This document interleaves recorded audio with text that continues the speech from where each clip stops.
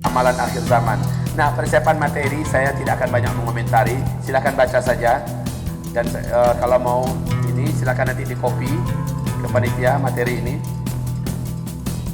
Saya sudah katakan tadi bahwa persiapan fisik atau persiapan materi sifatnya berapa persen menolong kita di akhir zaman?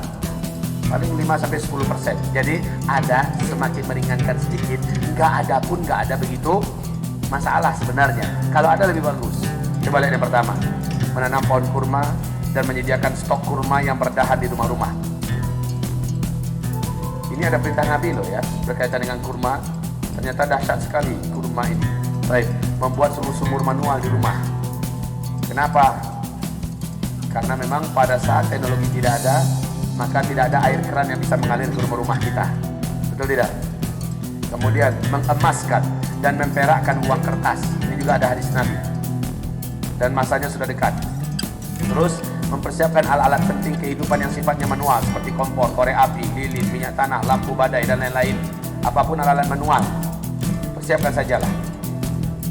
Toh ketika camping, ketika outbound kita bisa memakainya, ya. Dan di Bandung pusatnya Pak. Di Bandung ini banyak orang yang kreatif, bisa membuat dan dengan harga yang terjangkau. Terus menyiapkan alat-alat survival yang manual. Saya kalau datang ke Bandung ada waktu saya nyari alat-alat survival. Terus masker dan kacamata renang. Masker ini berguna untuk kita pakai sehari-hari waktu bawa motor. Tapi cari masker yang bagus karena ketika dukhon berat Pak hidung kita menghisap dukhon itu.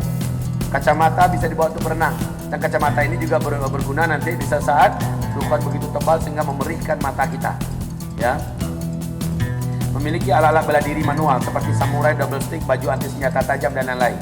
Dan alat-alat ini bukan hanya sekedar dikoleksi Pak, tapi dimampukan diri kita untuk menggunakannya. Buat apa dikoleksi? Jadikan orang nggak takut. Bahkan koleksian kita dirampok oleh maling.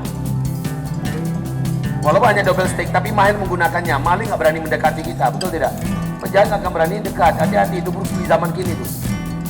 Tapi kalau punya kelengkapan alat-alat bela diri yang sifatnya manual, nggak pandai memakainya, itu mahal-mahal lagi. Pedang katana atau pedang Damaskus yang harganya 25 juta, 125 juta. Kita koleksi, keren banget ya. Bapak itu, tak tahu dirampok orang. Ya, harganya mahal-mahal dirampok orang karena nggak bisa pakai. Jadi yang paling penting itu bisa pakai Pak. Jadi musuh menyerang, berkelit sedikit, antam dia lemah, dia ambil senjatanya. Ini baru keren. Kalau orang-orang yang kayak kita Pak, yang ekonominya menengah ke bawah, mungkin nggak bisa beli yang keren-keren. Siapkan saja dari tangan musuh, yang penting bela dirinya oke. Terus alat dan obatan timbun nabawi seperti bekam dan segala perangkatnya. Ahli dengan ilmu dan praktikal survival, jadi harus diilmui bagaimana cara menaklukkan hutan, menaklukkan alam, bisa bertahan di saat-saat sulit dimanapun keadaannya. Ya, baik. Mahir memanah dan berkuda, memanah di atas kuda. Latihan sekarang, Jatuh Agim, ada 34 ekor kuda di sana. Kaum muslimin bisa latihan ke situ.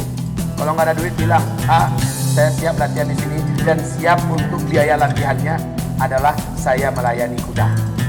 Menguasai ilmu perobatan Islam yang manual. Perobatan Islam itu ada 3 ilmunya. Diajar oleh Rasulullah dan pelajarilah. Dan itu belajarnya santai Pak, tidak sulit. Baik berbekamnya, baik ruqyahnya, ruqyah dan menguasai praktiknya. Ruqyah terbaik di Indonesia adanya di Bandung. Maka belajarlah. Kita bisa belajar dengan mereka. Kita bisa belajar dengan ustadz-ustadz kita yang sudah mulai menghidupkan kembali pengobatan tibbun nabawi dan ruqyah, salah satu yang terkuat di antara tibbun nabawi di akhir zaman. Belajarlah. Stop bermaksiat. Wajib lihat halaman 221. Orang yang banyak maksiat ternyata tidak kebal dengan huru-hara akhir zaman.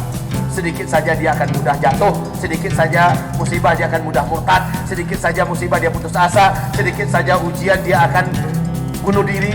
Maka stop bermaksiat. Jadilah orang-orang yang kuat beramal soleh.